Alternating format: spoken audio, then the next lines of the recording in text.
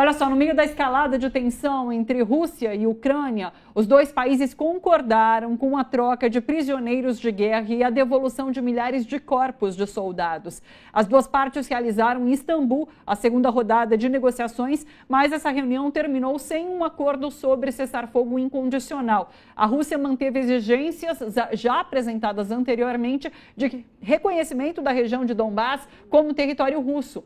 Esse encontro em Istambul ocorreu um dia após um ataque inédito da Ucrânia em solo russo.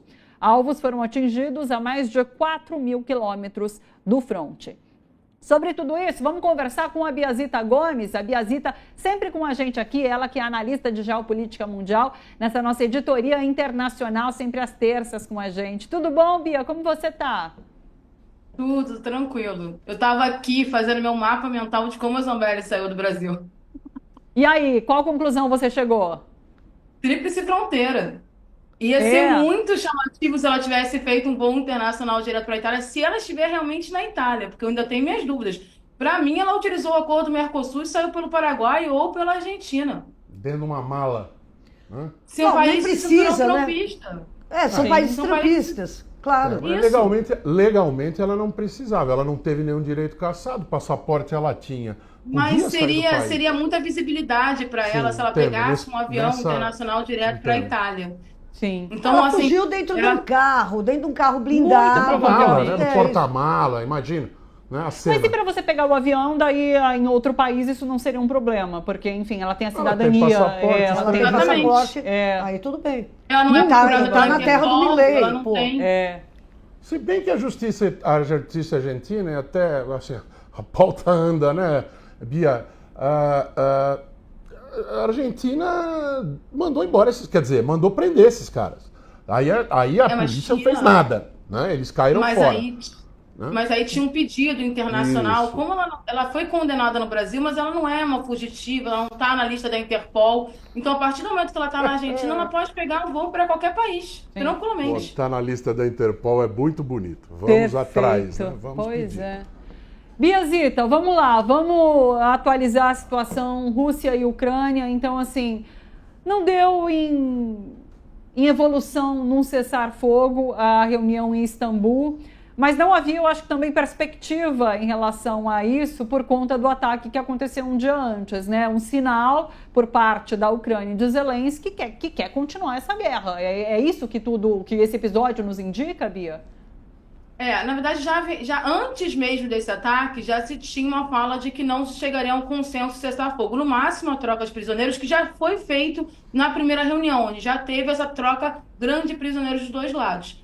A questão do ataque, ele foi pontual no dia anterior à reunião, porque, na verdade, na cabeça da Ucrânia, esse ataque forçaria a Rússia a aceitar as bases, as ideias ucranianas para o cessar-fogo, né? Porque era uma demonstração de força, e foi uma demonstração de força sim, a gente tem as fotos, satélites, e dá para ver que o nível de destruição foi muito grande, e uma demonstração também de que o território russo não está 100% seguro, porque boa parte desse ataque foi feito por espiões. Ele foi feito por dentro, né? Os drones foram soltos por dentro da Rússia, não foi por fora. Isso que gerou um alerta vermelho na Rússia também. A Rússia ontem fez mais de 120 ataques cirúrgicos a áreas de drone e áreas de mercenários na Ucrânia para tentar desorganizar essa estrutura. Então, a ideia do ataque ucraniano era mostrar força para a Rússia, dizer para a Rússia que tinha condições de continuar muito tempo na guerra, então era melhor para a Rússia aceitar o cessar-fogo. A Rússia sentou para conversar e falou: ok, só aceito cessar-fogo se vocês cederem 20% do território ucraniano. Lembrando que a Rússia já tem 15% desse território conquistado pela guerra. Então, a ideia da Ucrânia deu muito errado e deixou muita gente exposta, porque, assim, que inteligência foi essa que forneceu informações tão cirúrgicas para a Ucrânia? Inicialmente, falou-se dos Estados Unidos, chamou a atenção que a mídia estatal russa tentou tirar os Estados Unidos da reta, botando o pronunciamento, inclusive, da porta-voz da Casa Branca, dizendo que não tem nenhum envolvimento disso, provavelmente para tirar os Estados Unidos desse ponto de inflexão entre Rússia e Ucrânia, caso a Rússia faça um grande ataque contra a Ucrânia, mas foi um ataque que a ideia era pressionar a Rússia no acordo e acabou fazendo com que a reunião não aconteceu praticamente. A reunião ela atrasou mais de 3 horas, ela durou menos de 1 hora. Então, e os emissários russos estavam muito irritados, né, a estrutura midiática russa, principalmente os blogueiros russos, né, toda aquela estrutura que tem de mídia cultural russa pedindo uma retaliação muito violenta contra a Ucrânia depois do ataque. Então, qualquer possibilidade agora de acordo, ela ficou cada vez mais longe depois da atitude ucraniana. Foi um erro de cálculo da Ucrânia, e agora eles estão dizendo que o que a Ucrânia fez, a Rússia faz todo dia. Não é o caso. A gente está falando de ataques que foram muito cirúrgicos à estrutura de defesa russa, né? E ataques que foram cirúrgicos e muito bem mapeados. Então, assim, que inteligência forneceu isso? Não foi inteligência da OTAN nem da europeia, isso aí é inteligência americana, porque a destruição foi vasta. E o silêncio da Rússia chama a atenção para o tamanho da destruição. Se a destruição tivesse sido menor, a Rússia teria falado mais sobre o assunto, né? A gente costuma dizer internacionalmente, quando um país se cala muito sobre uma situação impactante, é porque o impacto foi grande e você não pode alimentar a narrativa para engrandecer isso. Agora, ontem já teve muito ataque da Rússia contra a Ucrânia, a gente espera um grande ataque, lembrando que o Merz, na Alemanha, já disse que vai fabricar mísseis de longo alcance específico para a guerra da Ucrânia. Então, o que a gente está vendo é um aprofundamento desse embate e uma possibilidade real dessa guerra virar continental, fisicamente continental. Foi um erro estratégico da Ucrânia. Uma demonstração de força que, na verdade, mostrou para a Rússia que vamos continuar brigando. Essa que é a lógica. A gente mais que nunca hoje está nessa lógica de siga o dinheiro, né?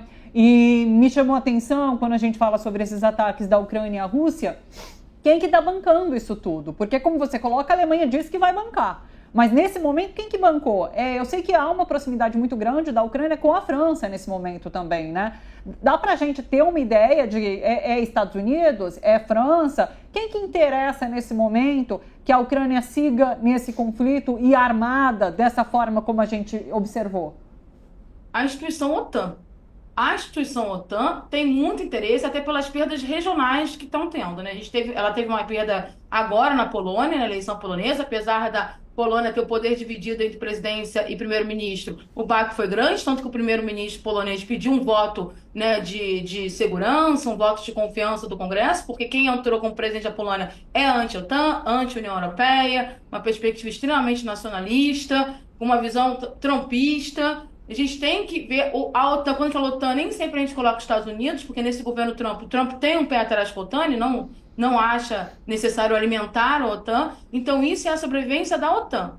Então, os países que estão ali extremamente vinculados à OTAN, né, a Alemanha, a França, que têm essa perspectiva, estão envolvidos todo esse trabalho, tanto de inteligência como fornecimento de armas e dinheiro para a Ucrânia. E eles estão loucos para fornecer força física. Isso está muito claro. É sempre bom lembrar o pronunciamento ontem, né, do primeiro-ministro inglês, durante o lançamento dos submarinos, né, que ele fez um mega lançamento da construção de novos submarinos de guerra nucleares, e nele ele disse que vai aumentar o salário, né, de todas as forças armadas do Reino Unido em 20% e que eles estão prontos para o combate. Foi uma fala muito direta. E a gente sabe que o combate é contra a Rússia, não é contra nenhum outro país. Então, é o fortalecimento dessa aliança que eles colocaram assim: precisamos vencer a guerra pela Ucrânia para nos mantermos em pé. Para eles, perder a guerra, ou a Ucrânia perder território no acordo, que seria perder a guerra, enfraquece completamente a OTAN, enfraquece também toda a estrutura da União Europeia. Tira o poder político deles que eles estão barganhando nesse processo. Então, eu chamo a Ucrânia de muro de contenção da Europa. Então, a Ucrânia pode ser destruída, ela não liga. Contanto que ela continue sendo um muro de contenção para impedir o crescimento da Rússia. E não é um crescimento físico, né? É um crescimento político, é um crescimento econômico, é a Rússia se transformar na grande liderança regional, que é o medo deles. Porque aí você tira a liderança regional de toda a Europa, especificamente, da ocidentalização. Tem isso.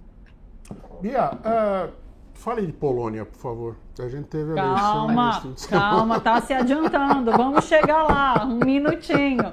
Nesse âmbito das negociações, deixa eu trazer a questão de Gaza antes, porque pelo menos 31 palestinos foram mortos, outros 170 ficaram feridos por ataques de Israel, enquanto recebiam comida em Rafah, no sul da faixa de Gaza. Isso segundo o Ministério de Saúde de Gaza. Segundo testemunhas, soldados das Forças de Defesa de Israel abriram fogo contra a multidão de palestinos que buscava ajuda. As vítimas estavam reunidas dentro de um centro de distribuição de ajuda humanitária quando tanques israelenses apareceram e dispararam. De acordo com a ONU, a situação humanitária é crítica em Gaza, 100% da população está ameaçada pela fome. O ataque aconteceu após o Hamas dizer que aceitaria um acordo de trégua com Israel em troca de um cessar-fogo permanente. Em que pé que está essa conversa, essa possibilidade de acordo entre o Hamas e Israel, Bia? Essa discussão do cessar-fogo é a mesma discussão daquela da semana passada, é o mesmo projeto de discussão. Inicialmente, alguém de Israel falou que não tinha aceito, depois houve pressão americana, aí Israel aceitou, mas aceitou um cessar-fogo apenas em 2 etapas. O Hamas sabe que cessar-fogo, entrega de reféns em 2 etapas, significa que o cessar-fogo vai ficar muito curto. Então, o Hamas pleiteou 5 etapas de entrega de reféns, né, entre corpos e entre pessoas vivas. E aí agora que começou o problema, porque Israel não quer esse tempo, porque também o Hamas pleiteia a retirada total das Forças Armadas da IDF do território de Gaza, o que é legítima essa reivindicação, é uma reivindicação antiga, e é o que Israel não quer, porque Netanyahu não quer parar essa guerra, Netanyahu não quer tirar as Forças Armadas ali. A situação no norte de Gaza é seríssima, não se tem comida no norte de Gaza, porque essa entrega de alimentação, é muito importante dizer isso, que essa entrada de ajuda humanitária não está sendo feita pela ONU. Né? A ONU se retirou desse processo, é uma empresa americana estranhíssima, recém-criada, criada há pouquíssimo tempo, junto com uma parceria com Israel, e quem distribui a alimentação são mercenários. Mercenários, gente, para vocês terem uma noção do que é o quão ruim é mercenário, em Genebra, né, na Convenção de Genebra, diz que mercenário não tem direito algum, porque é aquele que luta por dinheiro, não luta pela pátria. A gente está falando de gente de caráter extremamente estúpido. Toda vez que coloca mercenário, tem tragédia.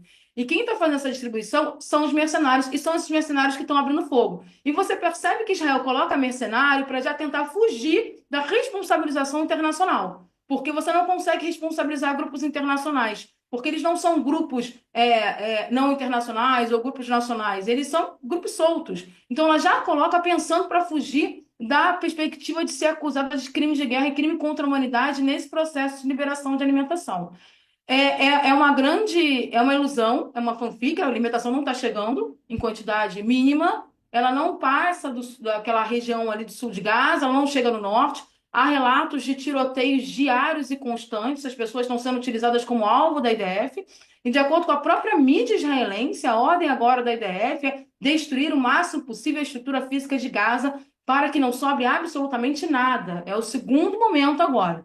Então, você faz o genocídio, você está matando as pessoas por fome, o último hospital do norte foi desativado anteontem pela IDF, portanto, isso é isso, a IDF expulsou pacientes e médicos. Então, é uma situação catastrófica e não dá para esperar que Israel coopere com alguma situação ali. Ali só uma intervenção externa mesmo, porque não se vê outra saída, porque pelo Netanyahu é solução final em Gaza. É isso que está acontecendo em Gaza. É um projeto de solução final ao vivo. A gente está assistindo isso, a coisa está ficando cada vez mais séria. E a gente não tem mais os números reais, porque as projeções passam de 200 mil pessoas entre desaparecidos e mortos. Mas esse número é muito maior, porque a gente tem pessoas que estão morrendo diretamente pela guerra, né, os bombardeios e tudo. Você tem pessoas que estão morrendo pela fome, que é tipificado como uma forma de genocídio, crime contra a humanidade. E você tem as pessoas morrendo por doenças. Você não tem água potável, você não tem uma estrutura mínima médica, você não tem onde tratar as pessoas por doenças mais simples. Então, é um grande gueto, né? É um campo de... Eu não chamo nem de gueto, é um campo de concentração, porque as últimas imagens são os campos de concentração. Foi pedida uma investigação internacional sobre essa questão específica do massacre das pessoas indo buscar alimento e uma investigação independente, que isso é importante dizer, porque todas as investigações internacionais são feitas pelo algoz, né? Você não pede para o assassino fazer a investigação do assassinato. Isso não existe. Nenhum código penal do mundo o assassino faz uma investigação sobre assassinato. Todas as investigações que envolvem abusos da IDF, abusos de Israel, são feitas por Israel. Isso é uma coisa inadmissível. Eu não tenho que aceitar a versão do assassino. Eu não tenho que aceitar a versão do algoz. Eu tenho que ter uma investigação internacional idônea. O problema é que, para ter investigação internacional, Israel tem que permitir as pessoas entrarem. E você não tem mídia entrando, você não tem os investigadores internacionais entrando. Israel não permite que ninguém entre, ninguém saia de Gaza. Então, é uma situação completamente caótica. Não dá mais para colocar na mão de Israel. É uma situação onde você realmente tem que passar por cima do Estado de Israel em Gaza para entrar com uma força de segurança internacional, ou da ONU, ou uma junção de países, para parar essa carnificina. E mesmo assim a humanidade vai estar em dívida eterna com a população palestina. Isso é um fato. A humanidade permitiu um genocídio em tempo real e não há desculpa ética, moral, narrativa que tire isso. E a humanidade está eternamente em dívida com a população palestina. É um campo de concentração, realmente. Quer fazer pergunta, Laura? Não, eu só queria dizer o seguinte, Biazita, eu estou muito preocupada, entendeu? Porque eu acho intolerável a demora do governo brasileiro para anunciar sanções a Israel. Como se houvesse um espaço de negociação, porque não há espaço de negociação. É isso que você mesma falou. Não há espaço sequer para uma investigação independente, não há espaço para a ONU, para observadores internacionais entrarem lá para quantificar o que é que está acontecendo, o nível de barbárie que está acontecendo. Não há liberdade de imprensa, não, ou seja, é um Estado fascista, né? Quer dizer, é a mesma coisa, eu estava aqui pensando, enquanto você falava, seria a mesma coisa que pegar e falar assim, olha, não vamos punir o Estado nazista, porque nós queremos negociar com ele. Quer dizer, vamos e convenhamos, a partir de uma determinada fase, não há mais negociação. Há a necessidade humana de que eles sejam derrotados, né? O que vai ter que acontecer com Israel é Israel ser derrotado. Porque se Israel for deixado livre, leve, solto, como está agora, a única resposta de Israel é a limpeza étnica, é a chacina, é a destruição das vidas palestinas. Então, eu queria perguntar para você, porque a que você atribui? Claro que há interesses econômicos, mas há uma pressão internacional hoje gigantesca. É possível que o governo Lula ainda esteja entendendo que há uma possibilidade de diálogo e de mediação? Porque não há, a meu ver, está claro que não há nenhuma possibilidade de mediação nesse conflito sangrento, onde foi escolhido um caminho, assim como para Hitler havia um caminho que era o extermínio, para Netanyahu existe um caminho, é o extermínio da população palestina. Então, como se explica que o governo Lula eleve a intensidade das críticas ao governo israelense e, ao mesmo tempo, não tome uma única medida de punição por essas coisas estarem acontecendo contra um povo que está sendo humilhado, oprimido, desgraçado todos os dias? Como você explica isso? Eu tenho a ligeira impressão que está caminhando para esse processo de sanção. E eu estou falando isso porque começou a ter uma elevação no tom diplomático, né? A gente tem que lembrar que o próprio presidente Lula compartilhou a nota, né, do Ministério das Relações Exteriores falando sobre a questão da ocupação na Cisjordânia. Vai ter agora, entre o dia 14 e 17, a reunião para discutir sobre a questão do Estado palestino, que o Brasil é um dos que chefia essa reunião, e o Lula está indo para a França agora. E muita gente falou na mídia brasileira que o Lula está indo para a França para discutir questões climáticas. Eu, sinceramente, acredito que a questão de Gaza seja um dos pontos focais, até porque o Macron também pegou esse ponto nas últimas semanas para discutir. Então, acredito que a gente tenha nas próximas semanas uma fala de sanção já do governo Lula, que está caminhando para isso e não vai ser só do governo Lula. Eu acho que vai ser uma fala de sanção Espanha, Brasil, França, alguns países comunicando sanções ao governo Netanyahu. Essa mudança de tom da diplomacia já está acontecendo nas últimas 2 semanas. Antes eram críticas pontuais, agora não. Você já vê o Lula falando de genocídio mais fortemente, já condenando mais fortemente, principalmente a questão da expansão na Cisjordânia. Vai ter reunião sobre o Estado palestino, então a tendência, eu acredito, que é o governo apresentar sanções. Não acredito em rompimento diplomático.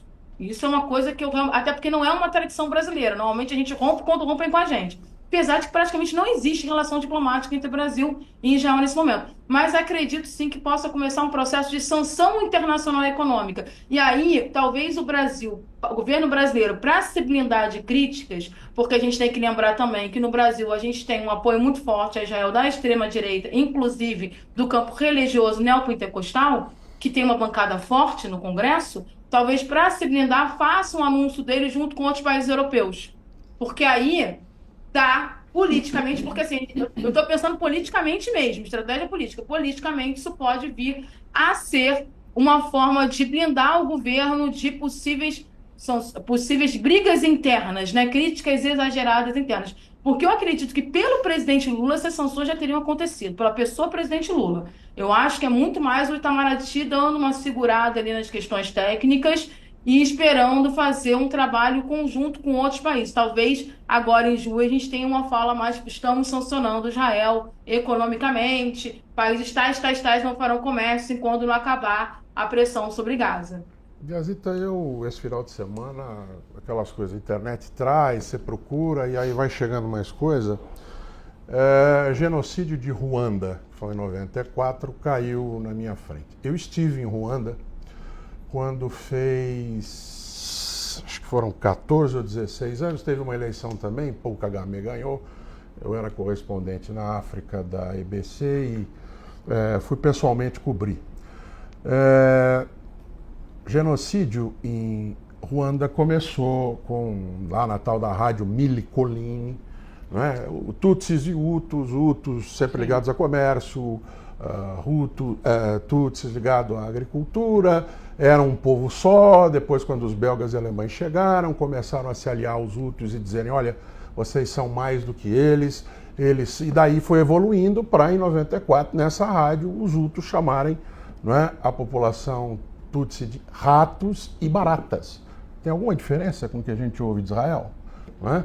Daí aconteceu caiu o avião do presidente numa chegada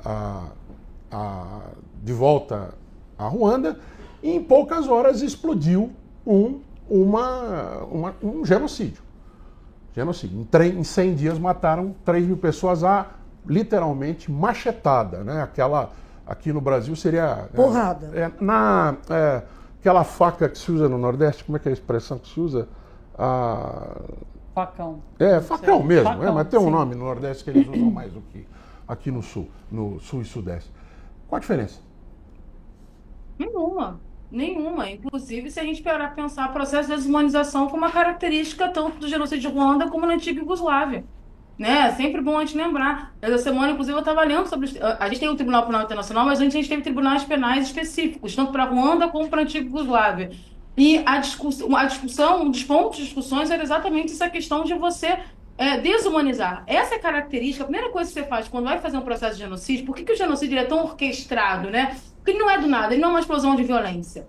Ele é o ponto final de um processo de desumanização de um povo. No caso dos palestinos, em geral, né, tanto na Cisjordânia como já... No caso dos árabes, é importante dizer que não é só contra os palestinos, mas os árabes em geral, em Israel, existe um processo de desumanização colocando eles como bárbaros, como inferiores. E esse processo de desumanização começa nas escolas. Né? Se você pegar um livro didático, a gente sabe disso, há um processo de desumanização desse grupo social. É uma construção social. A consequência dessa construção social é que você tem 85% da população israelense a favor da retirada total dos palestinos de Gaza. Isso é uma pesquisa de Israel.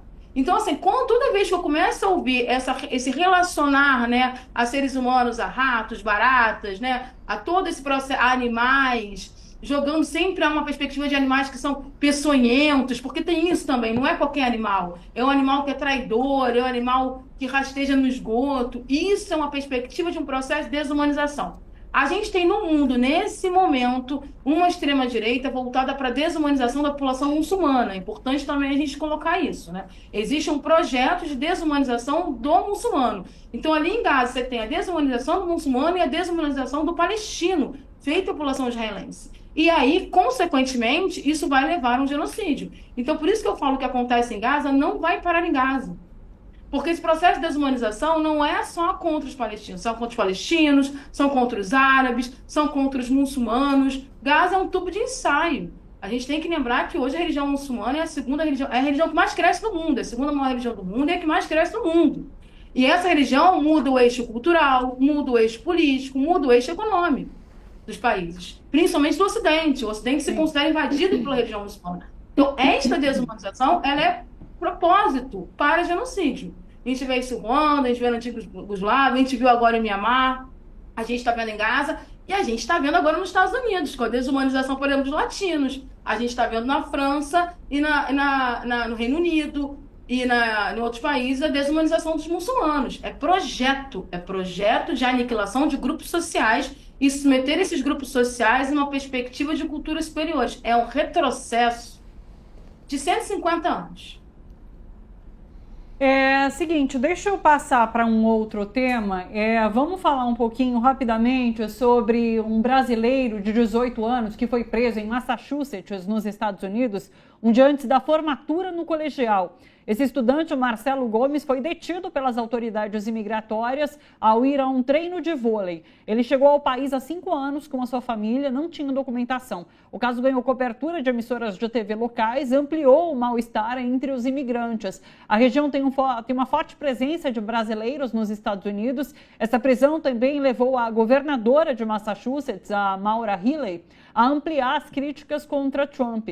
O diretor interino do Departamento de Imigração dos Estados Unidos, Todd Lyons, comentou o caso de Marcelo, disse assim, abre aspas, ele está neste país ilegalmente, não vamos dar as costas a ninguém, fecha aspas. Nessa mesma coletiva, o Serviço de Imigração reconheceu que Marcelo não era o alvo da investigação que resultou na sua prisão. Segundo as autoridades, o mandado de prisão seria para o seu pai, que continua foragido. Isso tudo gerou um pavor tremendo em brasileiros nos Estados Unidos, isso que a mídia tem noticiado nesse momento. Eu queria te ouvir sobre essa ação anti-migratória nos Estados Unidos, que é isso, tem levado ao caos no país por conta de um temor de ser preso a qualquer momento, mesmo sendo um imigrante legalizado, porque a gente viu casos já de prisões e de irem atrás de imigrantes legais, não, Bia? É a legalização da restrição dos direitos civis, né, de uma população. Eu acho que isso é o que mais me assusta, né? É a normalização da restrição total de direitos civis de minorias étnicas. É isso que está acontecendo nos Estados Unidos. Eu sempre lembro do discurso do Trump que ele fez ano passado, onde ele falava, e as pessoas falavam assim, não, aquilo ali é só discurso, é só papinho, não era. Onde ele deixava muito claro que tinha que parar de misturar o sangue latino com o sangue americano. Que o sangue americano estava ficando sujo pelo excesso de sangue latino. Então, assim, essa perseguição contra a imigração não é uma perseguição com bases econômicas, como a gente ouve em outros países. Não é uma perseguição ligada a uma questão jurídica. É uma perseguição com características étnicas, de perseguição étnica. É a mesma lógica do genocídio em Gaza, tá? É você colocar um grupo social como inferior e, por ser inferior, eu posso tomar a atitude que eu quiser. Os Estados Unidos têm direito de deportar qualquer imigrante ilegal, como qualquer país do mundo. Ele não tem o direito de retirar os direitos civis desse imigrante ilegal e tratar como lixo. Ele não tem o direito de criar essa sensação de pânico constante numa comunidade, porque ele não permite direito de defesa. E essa comunidade não sabe nem para onde vai. Filhos e mães são separados constantemente. Famílias inteiras são separadas e não se encontram. Então, o que os Estados Unidos está fazendo não é uma deportação de imigrantes. Ele está fazendo um processo de limpeza. E me preocupa qual vai ser a segunda fase dessa limpeza. Me preocupa muito qual vai ser a segunda fase. Porque, inicialmente, ele está expulsando todos os imigrantes latinos sem nenhum tipo de critério, sem nenhum direito, nenhum respeito aos direitos humanos. Mas depois ele vai fazer o quê? Ele vai matar? Ele vai pegar essas pessoas e vai colocar num campo separado, como tem um projeto com a Líbia para fazer isso, como é o projeto com El Salvador, porque aquilo ali é um campo de concentração externo, é isso que ele está fazendo, porque vai ter um segundo passo. Então, o que ele está querendo fazer é limpar os Estados Unidos latino. Ele realmente considera a população latina como inferior. Ele não considera como igual. E ele está fazendo um processo de limpeza. Primeiro, ele está expulsando aqueles que estão dentro da perspectiva de legalização, porque de ilegalidade. Depois, ele vai começar a utilizar algum tipo de justificativa para restringir os direitos civis daqueles que estão legais. E aí, um belo dia, essas pessoas vão estar sendo colocadas em campos. Então, assim, é uma situação muito séria, é um princípio lógico de desumanização e de ver um grupo social como inferior. A gente não vê nenhum tipo de respeito aos direitos humanos, aos direitos civis nesse processo de captura. As pessoas sequer têm direito a se defender em um tribunal quando são presas pelo governo americano. Normalmente, elas são deportadas de forma imediata. Então, assim, você quebra qualquer tipo de convenção internacional. Então, assim, é uma situação muito grave. E como é os Estados Unidos, ainda tem esse agravante, você não vê especialistas internacionais conseguindo fazer análises profundas, né? Principalmente o pessoal do direito internacional não consegue fazer nenhum tipo de trabalho porque é os Estados Unidos. O poder que ele tem sobre as instituições internacionais é muito grande. Então passa para as pessoas como se fosse só uma deportação de imigrantes legais. Não, é mais profundo. A gente está falando de perseguição étnica. Perfeito. Biazita, muito obrigada, viu? Sempre muito bom recebê-la aqui para a gente saber melhor dos principais conflitos e discussões que rolam no mundo. Um beijo para você, boa semana por aí. Beijo, gente, tchau.